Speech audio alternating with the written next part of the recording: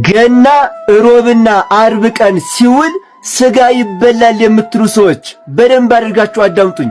ሁላችሁም ይህ ቪዲዮ ለሁሉም ኦርቶዶክሳውያን እንዲዳረስ ማለት ነው ሼር፣ ኮፒ ሊንክ፣ ላይክ እያደረጋችሁ በደንብ አድርጋችሁ ለሁሉም አዳርሱልኝ። ላይክ አድርጉና ሁላችሁም ጀምሩት። እና ደግሞ ለዚህ ቤት አዲስ የሆናችሁ ሰዎች ይህ ቤት ስለ ሃይማኖታችሁና ስለ ቤተክርስቲያናችሁ ማወቅ ያለባችሁን ነገር ትክክለኛውን የማትጠራጠሩትን ነገር በፍጥነት የሚያደርሳችሁ ቤት ስለሆነ ተከታተሉ። ብዙዎቻችሁ በውስጥ መስመር ማለት ነው ገና ሮብና አርብ ላይ ሲውል ስጋ መብላት ይቻላል እያላችሁ ጠይቃችሁኛል። ዘንድሮ እንዳጋጣሚ ሮብ ላይ ነው የዋለው መሰለኝ አይደል? አዎ ሮብ ላይ ነው። እና ለዚያ ነው ጥያቄያችሁም የበዛው ማለት ነው። እናም ገና ሮብ ላይ ወይንም አርብ ቀን ቢውል ስጋ መብላት ይቻላል።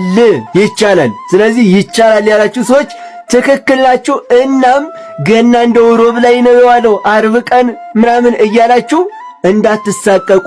የሚበላው ይገኝ እንጂ መብላት ይቻላል። ቅዳሴውም ሌሊት ነው፣ ስጋም መብላት ይቻላል።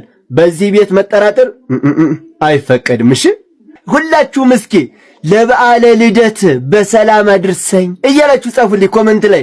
ነገ ማየት የሚቻለው በማን ነው? በማፈቃድ ነው፣ በሱ ፈቃድ።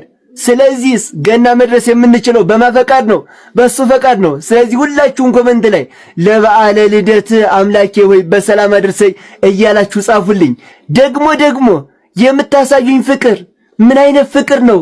የእውነት ይለያል እኮ ትለያላችሁ። የሆናችሁ ፍቅር የሆናችሁ ሰዎች ናችሁ። እኔም እወዳችኋለሁ፣ አከብራችኋለሁ።